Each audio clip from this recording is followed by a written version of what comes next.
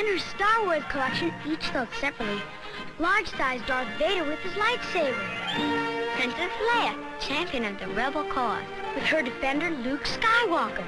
You can swing him into action on his grappling hook. And load Chewbacca's laser crossbow. Star Wars large-size action figures, up to 15 inches tall and ready for action. Large-size Darth Vader, Chewbacca, Luke Skywalker, Princess Leia, each sold separately from Kenner. Alright, hey guys, and welcome back. I wanted to continue along with my Star Wars theme for this month. And this week I wanted to take a look at some of the vintage and later release 12-inch and larger Star Wars figures that I have in my collection. Now, I don't have very many here. I have 3 from the original 77 series, which is Chewbacca, Luke, and Vader. And then from the Power of the Force series in the mid-90s, I have Lando Calrissian. So we'll take a look at all of them, and we'll see if we can, take a look at some of the differences and stuff with them. So now this is Luke. This is Moisture Farmer Luke, as he would have been on Tatooine, and he's definitely seen some better days. His head is a little loose there, but it does stay on. I just have to make sure that's firmly seated on the neck. The rubber's kind of lost its staying power over the years, and his shirt could definitely use a good rinse. He's definitely seen some better days, missing his shoes and everything, but these larger ones can be hard to find, so I only picked him up for a couple of bucks. That's why he's like this, and I've been meaning to, find all the rest of his accessories and everything with him. And you'll notice he's quite a bit smaller than both Vader and Chewie, and I guess that kind of makes sense because if you watch the movie, they're supposed to be large, imposing figures.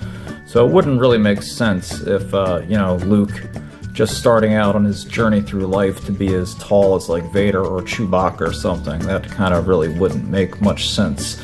And he doesn't really stand up very well most of the time. I'm surprised he actually is now because he doesn't have the shoes, so he tends to fall over quite a bit.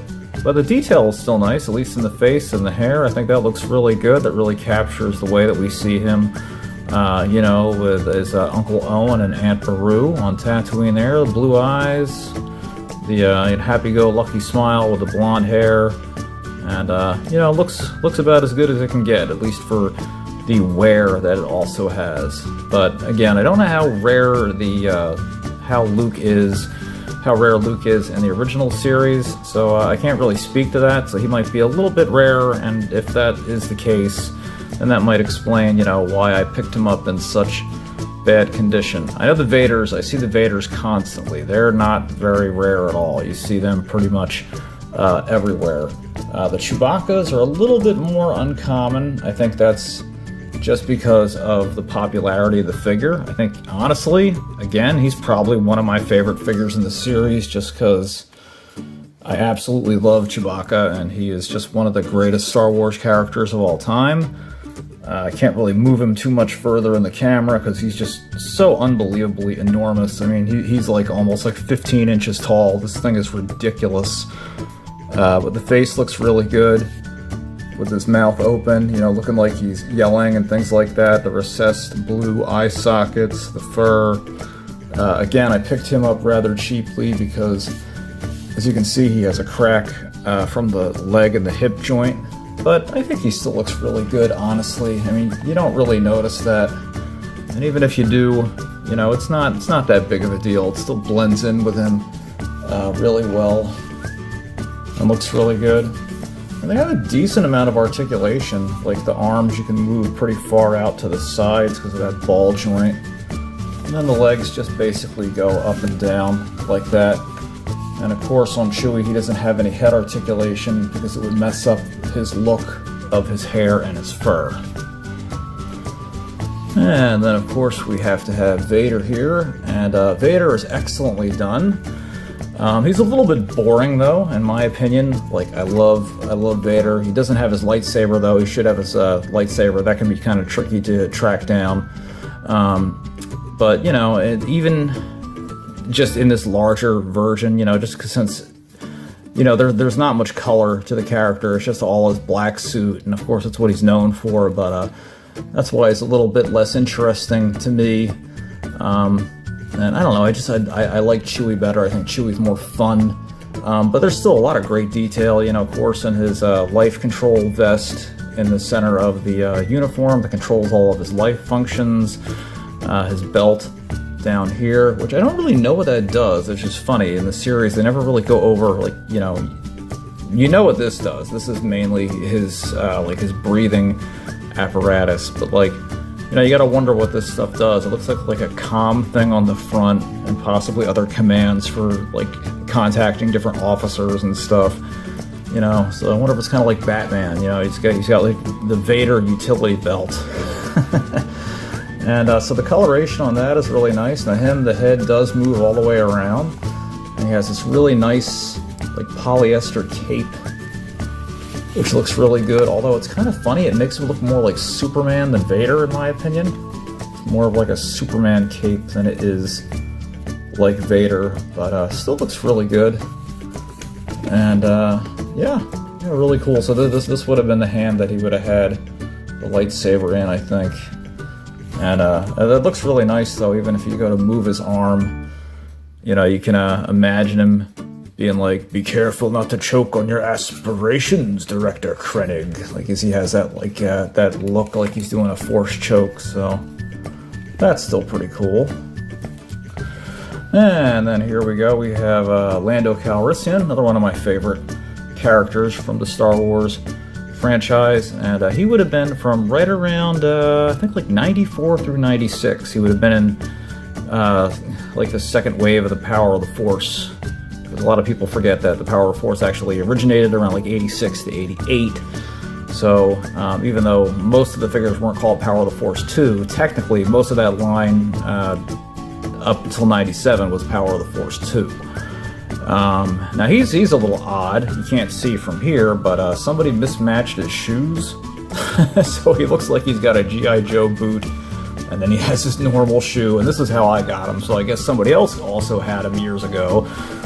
And they were missing a shoe, and they were like, "Oh, well, I'll just find another shoe." And see, I'm not the only collector that does this. We all find stuff and just are like, "Yeah, whatever, he's got, you know, that shoe's close enough if you put him on a shelf," and, you know, you don't really notice. And again, I think I maybe paid like $1 or $2 for him, though the main figure I'm really trying to track down, probably two, Boba Fett, number one, just because Boba Fett is pretty much my all-time favorite Star Wars character. He goes for quite a bit of money complete, so not too easy to find him cheap.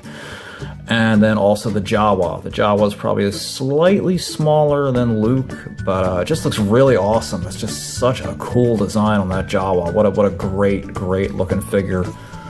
And here we got a lot of really nice detail on Lando with his hair and, you know, the mustache, the eyes, the eyebrows, a lot of great detail. His Cloud City suit with the belt. He even has his comm link watch on his wrist there, which he uses to contact, oh gosh, I can't even remember his name. Shame on me. That Lobot. I don't know why I couldn't think of that for a second. He uses to contact his main head of security and his personal assistant Lobot, who has the that kind of like telepathic electronic visor that's connected to his cerebral cortex and stuff like that. So you know, he has that to be able to communicate with him. He is missing his blaster. You know, his pants look nice. I like the cape. I'm glad that didn't get lost over the years. That looks fantastic. And yeah, you can just imagine like him and Vader. He's like, this deal is getting worse all the time. I've altered the arrangements of our deal. Pray that I don't alter it further. And yeah, so pretty cool. That always reminds me of that. If you ever watch Robot Chicken, they do a lot of funny Star Wars stuff, and they did one with that deal, and like he gives like Lando like a bicycle to ride, and like he makes him juggle because he keeps altering the deal. So that's really funny. You wonder like how Vader would have altered the deal. So I always think of that when I think of Lando, because that's so funny. He just got himself into a bad situation, being the being the, you know, play it loose gambler that he is. So anyway, guys, that is my little very small collection here of these, you know, vintage. Now, they're all vintage now. They're just different, you know, years of vintage. You know, some of the original series, some of the Power of the Force, a little bit later on, of the 12-inch and larger figures. I think they're really, really cool. They can be kind of hard to display, you know, to display in a collection because they're large. They take up a lot of room. But if they have all their accessories and everything, they really look nice. And I think if you're, you know, a big Star Wars fan, they're a really good complementary piece. Especially have a lot of, you know, a lot of the vehicles like the Walker and stuff like that. You know, you can pair them up with their different vehicles, and you know, it really makes for a nice display like that. So anyway, guys, hope you enjoyed taking a look at these vintage 12-inch and larger Star Wars figures with me today, and I will see you guys back here next time. Until then, take care. Hey guys, if you liked the video that you just watched, don't forget to hit that subscribe button down below, and you can follow me at Facebook at King of Retro or Twitter at #8ByteBrian. See you next time.